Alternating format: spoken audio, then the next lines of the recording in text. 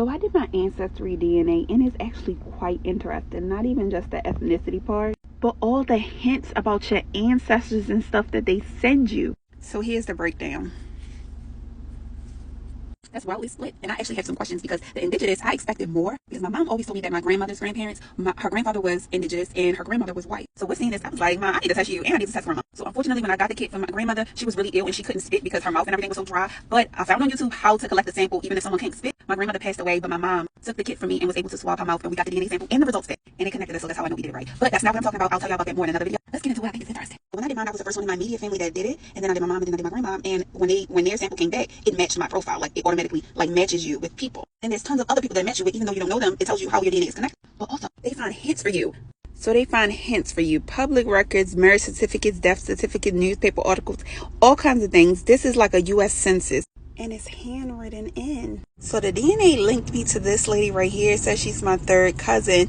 And then when you click on her profile, it says common ancestors. And then it lets you see how y'all link. And this is how our tree is broken down. And this is my bio dad side, not my mom's side.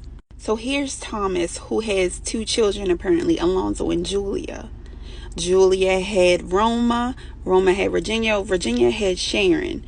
But Alonzo must have been messing with a black woman and had David, because David is my grandma Edna's father. My grandma Edna is still alive. That's her father. So, and Edna had Stevie, and Stevie is my bio dad who had me.